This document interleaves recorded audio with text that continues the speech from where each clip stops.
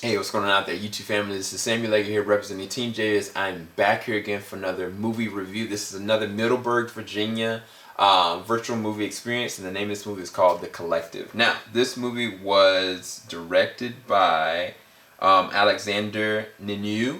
I apologize if my pronunciation is off.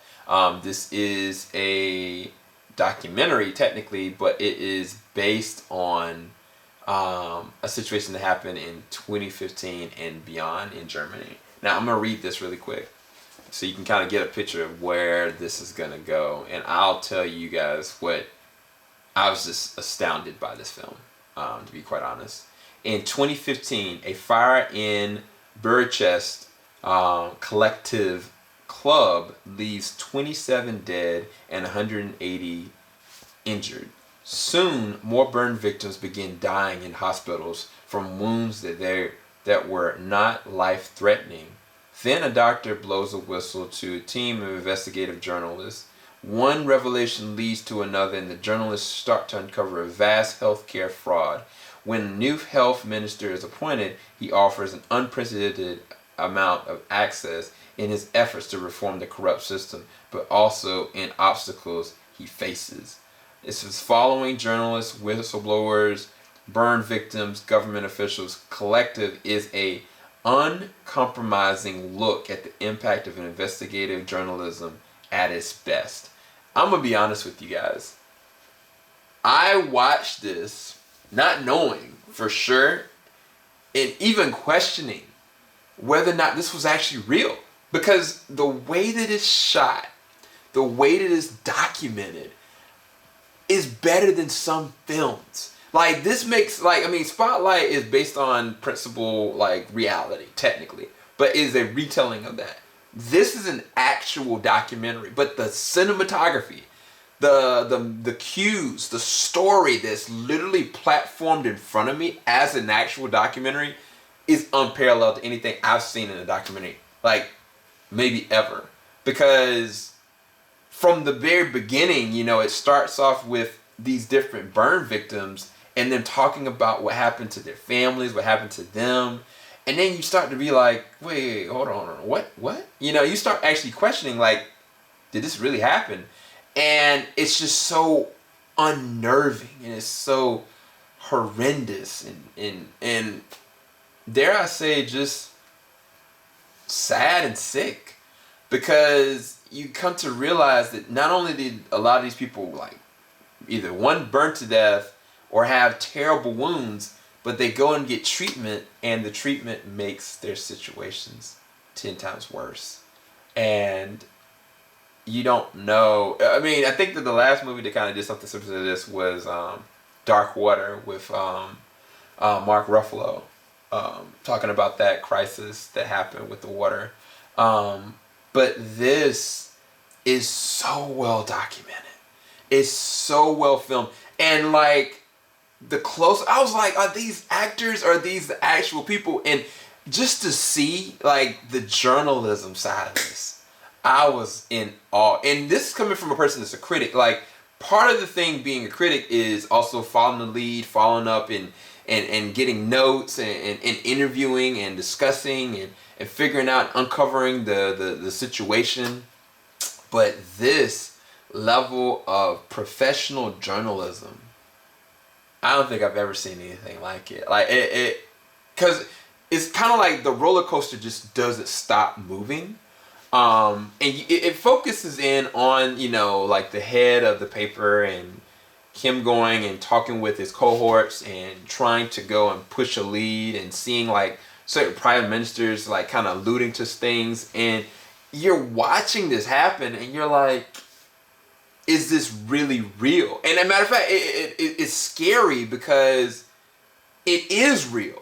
I think that's the thing that is so amazing about this documentary, is that this is actually happening in real time, but it's just being actually filmed and documented as though it's a natural flowing film or a story that's just kind of happening. Because you're like, wait, where's this gonna go? What's happening? Because there's a moment that happens in the documentary where somebody just dies and you're like, wait, what? And I was in awe of this.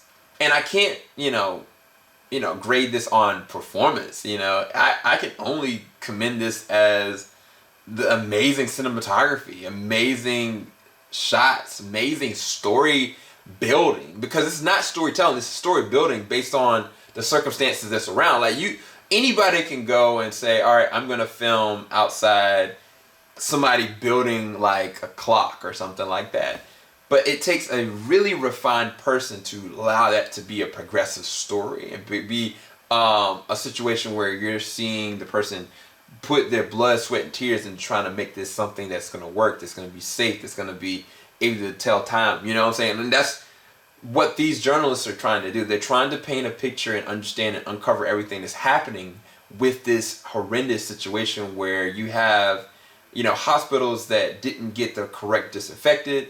They are lying. They have people that are covering for them. There's people getting back-pocketed money. And as the wheels just keep going, like, the punches keep rolling with it. And it's just terrible. It is really sad. And another thing about it is that, there's no, score to this or anything like that, but it feels like there's a rhythm of everything and how it actually flows. Like, it's not like any wasted scene. There's not one shot in this that feels like a wasted scene, because even like the moments where there's a moment where the main person at the newspaper, he's just kind of like doing like this, kind of like having his hair, he looks exhausted, he looks tired, he looks mortified, and then they transitioned to him going and getting himself back up and then talking and motivating his team. Like, that was to capture these kind of moments is just, as a director, as well as a cinematographer, as well as a journalist as well, this is everything. This was everything, because I really don't know how they were able to film as much as they did and tell a real clear and concise story in such a way that I've never seen, to be quite honest with you guys. This is easily one of the best documentaries I've seen in a very long time, and you owe yourself to definitely go and check it out. It is a foreign film. I'm sorry I didn't mention that in the beginning. Most of the time the dialect is Romanian or German, in terms of the way that the dialect is going through. But this is a very grounded and well done story that's being told through the process of the documentary. So definitely go and check out The Colectiv, and I will give this a 10 out of 10. I don't have any flaws in it because it tells it like it is. Like, it's a real story. Like, there's not anything to critique here. And I'm not saying that, like, every documentary is like perfect. No, it's not true. This just happens to be, dare I say, almost perfect, because they're able to give you everything of context that's actually happening in real time, as though this is almost like a free-flowing story. And that is very hard to capture and do. And it's had to take like countless man hours and years of time to be able to get the footage alone. But then to edit it, editing is amazing, and the transitions are perfect. Like, you gotta check it out, okay? Keep it locked. JVS. We ain't gonna stop. Talk to you guys a bit later on. Peace, guys.